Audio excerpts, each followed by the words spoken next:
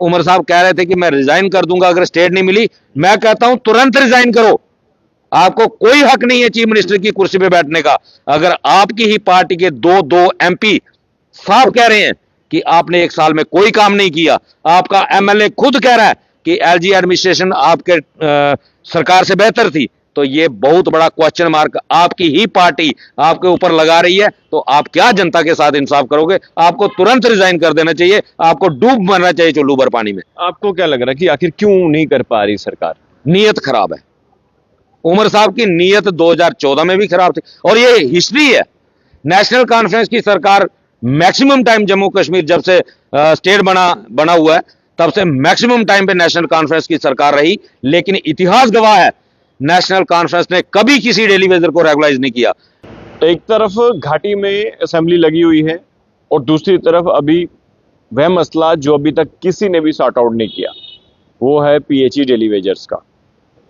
और PHE daily wagers की बात करें, लगातार संघर्ष हो रहे हैं, लोग आते हैं, प्रदर्शन करते हैं, लाठियां खाते हैं, वापस लौट जाते हैं, लेकिन किसी भी सरकार ने आज तक कोई भी इनके लिए कोई भी राहत भरी ऐसी खबर या फिर कोई भी ऐसा कार्य नहीं किया जिससे ये संतुष्ट हो पाए। अभी भी संघर्ष कर रहे हैं और ये संघर्ष आज का नहीं है, कई सालों पुराना है। मेरे साथ रवि जी हैं, फिर से हम बातचीत करेंगे। क्या लग रहा है रवि जी, ये संघर्ष क्यों खत्म नहीं हो पा रहा? और अब तो सरकार है, सरकार के साथ साथ जो है बहुत सारे ऐसे वादे भी जो आपके साथ किए थे। जावेद अहमद राणा ने तो खुद मार्च में कहा था, लेकिन ये सारी बातें अब ये भी पुरानी हो चुकी हैं। क्या लग रहा है, नया कुछ हो पाएगा? विमल जी, बड़ा अफसोस है,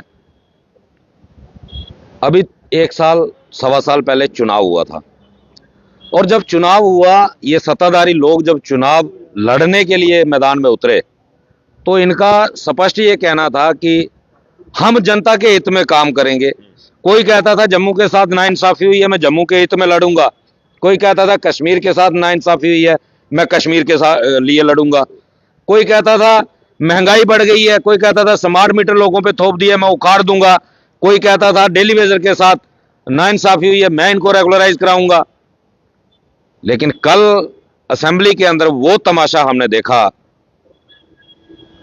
हाँ, आपको याद होगा 7 मार्च को जब जम्मू कश्मीर सरकार के द्वारा बजट पेश किया गया तो 7 मार्च की शाम को उमर साहब का एक मीडिया कर्मी ने एक सवाल पूछा कि डेली वेजर के लिए क्या पॉलिसी है।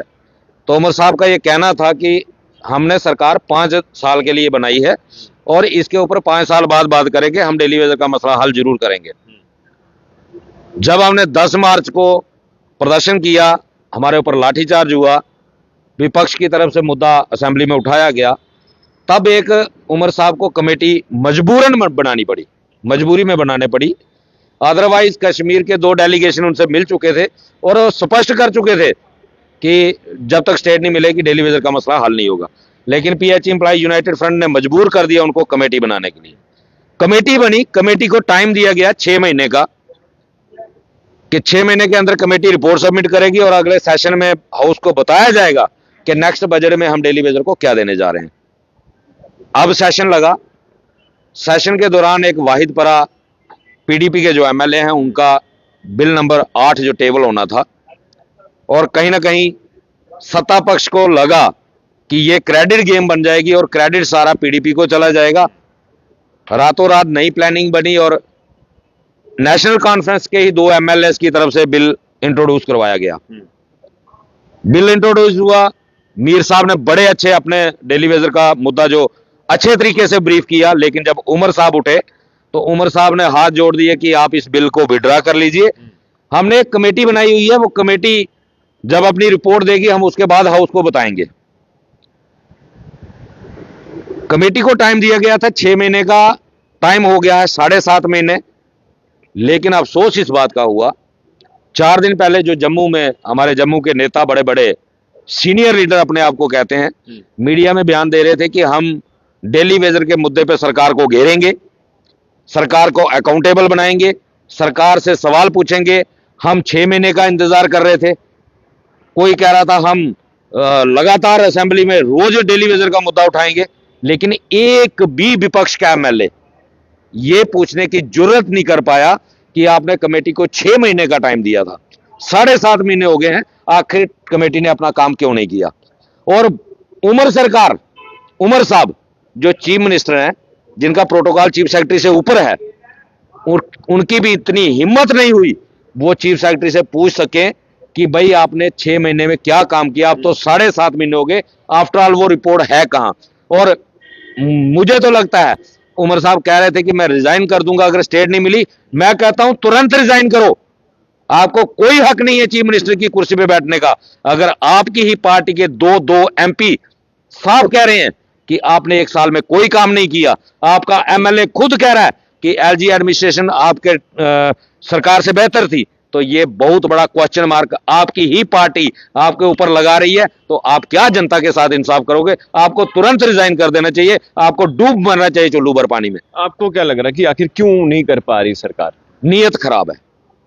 उमर साहब की नीयत 2014 में भी खराब थी, और ये हिस्ट्री है। नेशनल कॉन्फ्रेंस की सरकार मैक्सिमम टाइम जम्मू कश्मीर जब से स्टेट बना हुआ है, तब से मैक्सिमम टाइम पे नेशनल कॉन्फ्रेंस की सरकार रही। लेकिन इतिहास गवाह है, नेशनल कॉन्फ्रेंस ने कभी किसी डेली वेजर को रेगुलाइज नहीं किया। 1985 में रेगुलाइजेशन हुई तो जीएम शाह ने की, उसके बाद 94 में रेगुलाइजेशन हुई, गवर्नर साहब ने की, उसके बाद 2004 में रेगुलाइजेशन हुई, पीडीपी की सरकार ने की, और 2014 में रेगुलाइजेशन करने की बारी आई तो परमानेंट एम्प्लॉइज को 2 साल का एक्सटेंशन दी गई, उनकी रिटायरमेंट एज बढ़ाई गई। डेली वेजर के मुद्दे को तब भी पेंडिंग रख दिया गया। इनके मीर सैफुल्लाह साहब जो इनके एमएलए परसों कल बोल रहे थे, वो स्पष्ट कह रहे थे कि कमेटी की रिपोर्ट की जरूरत क्या है। 2014 की कमेटी की रिपोर्ट आज भी मौजूद है। इनके ही स्पीकर अब्दुल रहीम राथर साहब का बयान है, इलेक्शन के बाद का, जीतने के बाद का बयान है कि हमारे कैबिनेट सेक्रेटरी के अंदर आज भी रिपोर्ट मौजूद है। उस रिपोर्ट को उठाकर इंप्लीमेंट करने की जरूरत थी, कमेटी की जरूरत ही नहीं थी। लेकिन फिर भी उमर साहब ने कमेटी बनाई, और आफ्टर ऑल जो धोखा वो लगातार डेली वेजर के साथ करते रहे हैं, आज भी वही धोखा उन्होंने किया। जावेद अहमद राणा खामोश किए, दिख नहीं रहे, सुन नहीं रहे, कुछ मुद्दा पीएचई का उठा नहीं रहे। उनको अपनी सैलरी मिल गई, उनको क्या जरूरत पड़ी है डेली वेजर का मुद्दा उठाने की? क्यों करेंगे वो? मैं कह रहा हूं कि इनको तो अपने प्रोटोकॉल का फिक्र था, ये जनता के लिए थोड़ी लड़े। आज देखो, हमारी कमेटी बनने के 2 या 3 दिन के बाद एक कमेटी कॉन्स्टिट्यूट हुई जो एमएलए की सैलरी बढ़ाने के लिए थी, इनका सीडीए बढ़ाने के लिए थी। उस कमेटी ने समय से पहले ही रिपोर्ट सबमिट कर दी, वो इंप्लीमेंट भी हो गई, वो कल पास भी हो गई। वो उनको सैलरी 1.5 लाख से 3 लाख हो गई। उनका हाउस के लिए जो उनको 25 लाख मिलता था 75 लाख हो गया। जो कार के लिए 10 लाख का लोन मिलता था वो 25 लाख हो गया। उनका सीडीएफ 3 करोड़ से 4 करोड़ हो गया। मकान रेनोवेट हो रहे हैं, स्कॉर्पियो नहीं मिल गई। उनको क्या जरूरत है जनता के हित में काम करने की? वो तो खुद मीडिया में आके आपके ही चैनल पे बड़ा छाती ठोक के बोले थे कि 2 डिमांडें मैं की इसी महीने में पूरी करूंगा। कहां गए वो 2 महीने, वो महीना? आज तो वो सामने आने से भी कतराते हैं, क्योंकि कहीं ना कहीं उनको भी लग रहा है मैंने छाती तो ठोक दी थी लेकिन किया कुछ नहीं। आए सब एक ही थैली के चट्टे बट्टे हैं। और बड़ा अफसोस हमें विपक्ष से कि विपक्ष जनता की आवाज होता है जो असेंबली में गूंजती है, क्योंकि सरकार का काम होता है लिंगरान करना। लेकिन सरकार से अगर विपक्ष सवाल ना करे तो यह साफ दर्शाता है कि 4 दिन पहले जो इल्जाम लग रहे थे मैच फिक्सिंग के, तो बिल्कुल मैच फिक्स था। ये यानी कि आप विपक्ष से भी खफा है, वो भी आपके हिसाब से जो है जो बहस नहीं कर पा रहे, उन मुद्दों को उजागर नहीं कर पा रहे। कहां किया? देखो ना, आप कल का इंसिडेंट देखो, बहुत बड़ा सवाल था ना विपक्ष के पास। उमर साहब को पूछते तो सही कि वो 6 महीने में क्या हुआ। 7.5 महीने हो गए, टाइम 6 महीने का था, 1.5 महीना ऊपर हो गया। कब कमेटी की रिपोर्ट आएगी? अब तो 4 महीने के बाद असेंबली लगेगी। 4 महीने में कितने डेली वेजर रिटायर हो जाएंगे? कब पॉलिसी इंप्लीमेंट होगी? इसकी क्या गारंटी है कि अगली असेंबली में भी रिपोर्ट आएगी? यानी कि सीएम उमर अब्दुल्ला ने जो अपना टोपी खोली थी वो भी एक बेवकूफ बनाने के लिए। तो अभी तक तो बेवकूफी बनाया। मैं नहीं कह रहा हूं, उनकी पार्टी खुद कह रही है। बड़े बड़े कदावर नेता जिनको उमर साहब अपने पिता समान मानते हैं, वो भी सवाल उठा रहे हैं। वो खुद मीडिया में आ रहा है। उनके अगर हुल्ला साहब हैं, बिल्कुल सही काम कर रहे हैं। वो कह रहे हैं कि मैंने जनता से जिस मुद्दे पे वोट मांगा है उस मुद्दे की बात करो ना, उनके ऊपर काम करो। क्या काम किया आपने? बात तो बिल्कुल राइट है। जनता से वोट आपने जनता के हित में काम करने के लिए लिया था, अपने हित में काम करने के लिए जनता से वोट नहीं मांगा था। आपने अपना सीडीए बढ़ाने के लिए वोट नहीं मांगा था, अपनी सैलरी अपनी पेंशन बढ़ाने के लिए वोट नहीं मांगा था, अपने लोन की राशि बढ़ाने के लिए वोट नहीं मांगा था। आपने वोट मांगा था डेली वेजर को पक्का करने के लिए, आपने वोट मांगा था 1 लाख नई नौकरी देने के लिए, आपने वोट मांगा था बिजली का बिल कम करने के लिए, आपने वोट मांगा था 12 सिलेंडर मुफ्त देने के लिए, लेकिन उनमें से एक भी काम नहीं हो रहा।